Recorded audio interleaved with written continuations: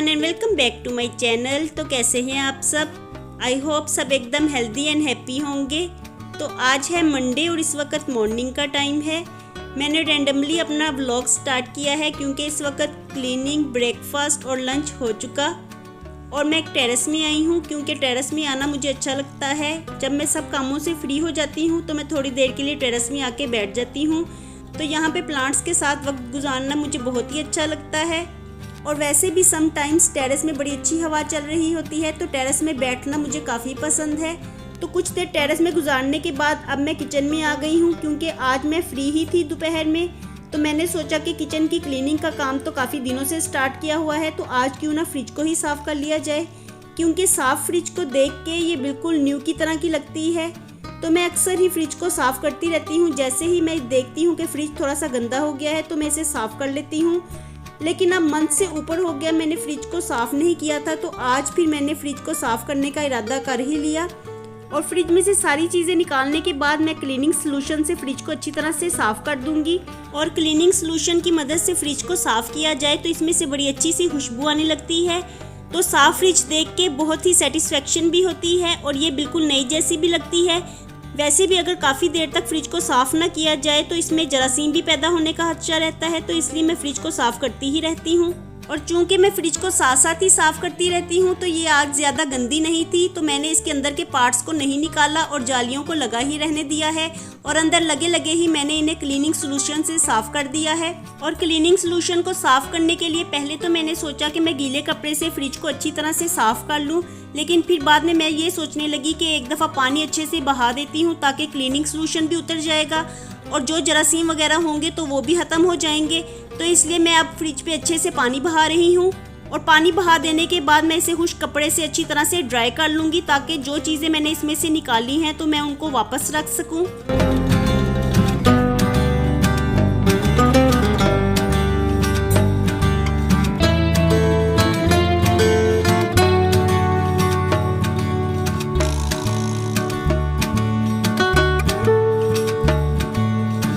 और अब मैंने खुश्क कपड़े से फ्रिज को अच्छी तरह से ड्राई कर लिया है और जो सामान इसमें से बाहर निकाला था तो अब मैं उसको वापस रख दूंगी। तो आज मेरी फ्रिज में ज़्यादा चीज़ें नहीं थी, हाली हाली ही थी, तो इसलिए भी मैंने इसको साफ़ कर लिया। क्योंकि अगर फ्रिज में ज़्यादा चीज़ें हों तो बाहर रखते हुए खतरा सा रहता है कि कहीं ये ख़राब ना हो जाए, क्योंकि अब समर्स आ गई हैं। तो चूँकि आज फ्रिज में ज़्यादा चीज़ें नहीं थी तो इसलिए मैंने इसे अच्छे से साफ़ कर लिया है।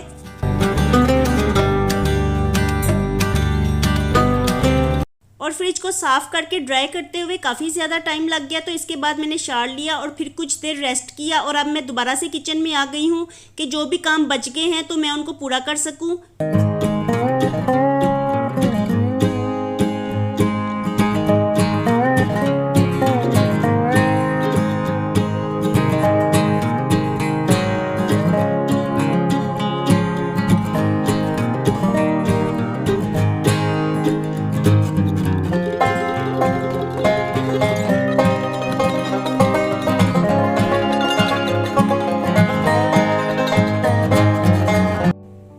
से ऐसा हो रहा था कि दूध काफ़ी ज़्यादा फ्रिज में पड़ा हुआ था, तो जो भी न्यू डे का दूध आता था तो मैं उसे बॉयल नहीं करती थी और उसे फ्रीज़र में ही रख देती थी।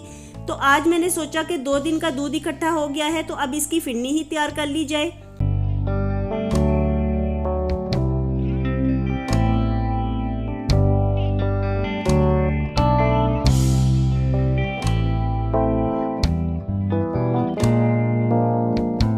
और अब मैं दूध को बॉयल करने के लिए रख दूंगी क्योंकि ये 2 दिन से फ्रिज में पड़ा हुआ था तो काफ़ी जम भी गया है और बर्फ़ की तरह हो गया है, तो इसे मेल्ट होने में अभी टाइम लगेगा। और जितनी देर में दूध को बॉयल आएगा तो उतनी देर में ही मैं डिनर की तैयारी भी कर लेती हूँ। तो डिनर में आज मैं ग्रेवी वाली चने की दाल बना रही हूँ, तो इसके लिए मैं पहले ही तैयारी कर लूँगी क्योंकि डिनर बनाने से पहले मैं उसकी तैयारी कर लेती हूँ। फिर जैसे ही मैं डिनर बनाने लगती हूँ तो फिर वो जल्दी से तैयार हो जाता है क्योंकि मैंने पहले ही सब तैयारी की होती है।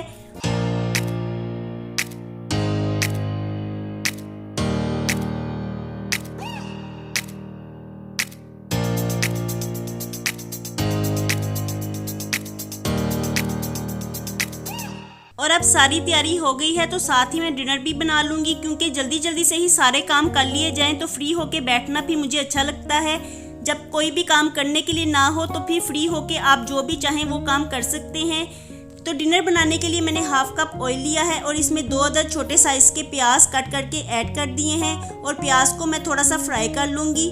जैसे ही प्याज थोड़ा सा गोल्डन हो जाएगा तो मैं इसे निकाल लूँगी, क्योंकि मैं अब इसे ग्राइंड करूँगी ताकि इसकी स्मूथ सी पेस्ट तैयार हो जाए। क्योंकि ग्रेवी में प्याज तैरते हुए अच्छे नहीं लगते, तो मैं इनको ग्राइंड कर लेती हूँ। और अब मैं घी में 1 बड़ी इलायची, 1 बादे हताई और दालचीनी का टुकड़ा ऐड करूँगी और साथ ही मैं चिकन को फ्राई करने के लिए रख दूँगी।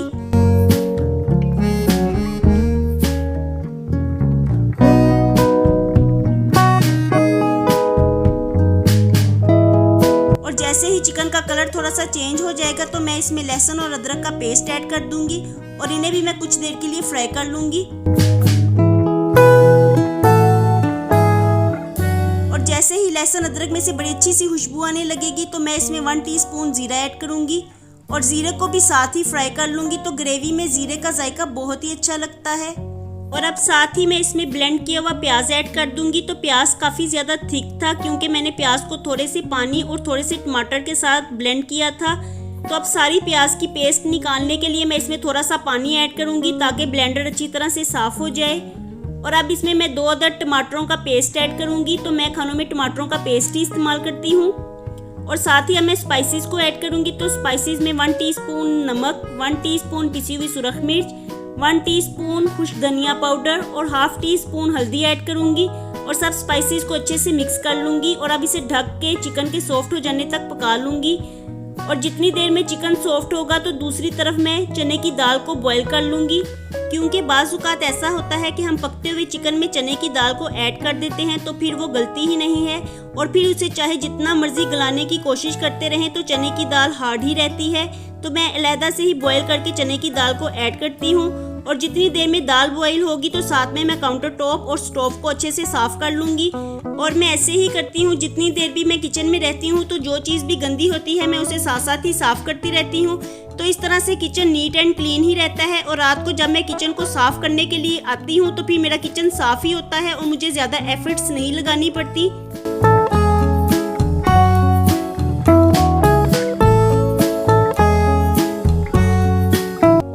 काफ़ी देर से बॉईल हो रहा था तो मैं इसमें चावल का आटा मिक्स कर दूंगी और मिक्स करते हुए मैं अच्छे से चम्मच लगाती रहूंगी।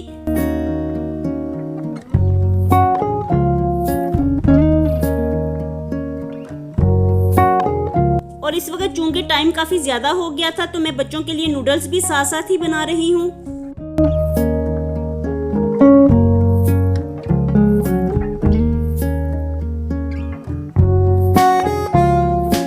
और आज ये मैं डाइट आटा लेके आई थी तो इसमें से थोड़ा सा आटा निकाल के मैं गूंद लूँगी। इसके पैक के ऊपर मैं पढ़ रही थी तो इसके काफ़ी ज़्यादा बेनिफिट्स लिखे हुए थे, तो ये खाने में काफ़ी हेल्दी रहेगा।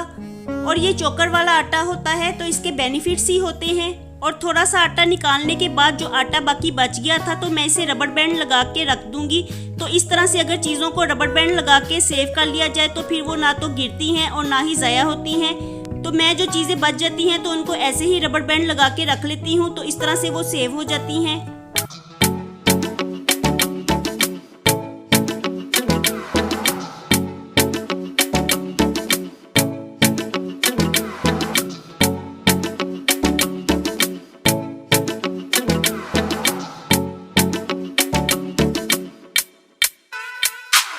और ये आटा गूंदने के लिए मुझे ज़्यादा एफर्ट्स नहीं लगानी पड़ी, क्योंकि नॉर्मल जो आटा हम गूंदते हैं तो उसको काफ़ी देर गूंदना पड़ता है, लेकिन ये आटा बड़ी आसानी के साथ गूंदा गया। तो अब मैं इसे फ्रिज में ठंडा होने के लिए रख दूंगी ताकि ये अच्छी तरह से सेट हो जाए।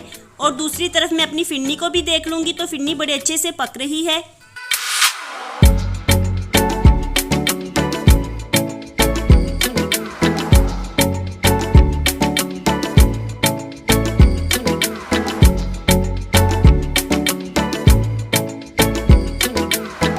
और फिरनी और डिनर में साथ साथ ही बना रही हूँ, तो चिकन भी अब बड़े अच्छे से गल गया है और दाल भी बॉईल हो गई है। तो अब मैं दाल को चिकन में मिक्स कर दूंगी और मिक्स करने के बाद इसे मैं थोड़ी देर के लिए चिकन के साथ भून लूँगी।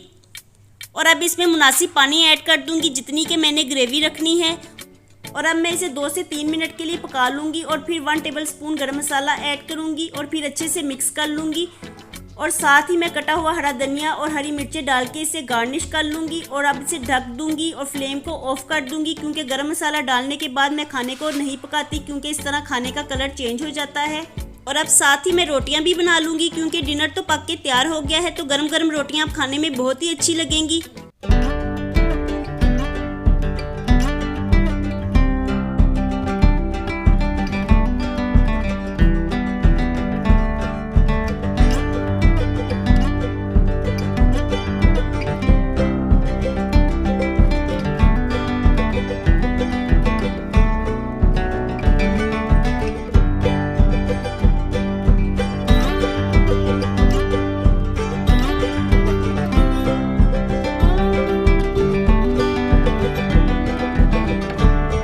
और यहाँ पे मैंने सबके लिए रोटियां बना ली हैं और सबको सर्व भी कर दी हैं। तो अब लास्ट में मैं अपनी रोटी बना रही हूँ। और ये व्लॉग मेरा शब बारात से पहले का है, तो मैं इस व्लॉग को पहले शेयर करना चाहती थी, लेकिन फिर इसकी एडिटिंग नहीं हो सकी, तो इस व्लॉग को मैं शब बारात के बाद शेयर कर रही हूँ। और शब बारात वाला व्लॉग मैं ऑलरेडी आप लोगों के साथ शेयर कर चुकी हूँ। तो ये फिन्नी मैंने शब बारात के मौके पर ही बनाई थी। तो यहाँ पे हमारी बहुत ही मज़ेदार फिन्नी बन के तैयार हो चुकी है और ये काफ़ी देर की पक के तैयार हो गई है और अब कुछ ठंडी भी हो गई है। तो अब मैं इसके ऊपर कटे हुए बादाम और कटा हुआ पिस्ता डाल के गार्निश कर लूँगी और इसके साथ ही मैं अपने आज के व्लॉग को यहीं पे ख़त्म करती हूँ। तो होपफुली आप लोगों ने व्लॉग को एंजॉय किया होगा। वीडियो पसंद आए तो इसे लाइक कीजिएगा और चैनल पे नए होंगे तो सब्सक्राइब ज़रूर कर दीजिएगा। मैं मिलती हूँ आपसे दोबारा with the next vlog. Bye bye and take care.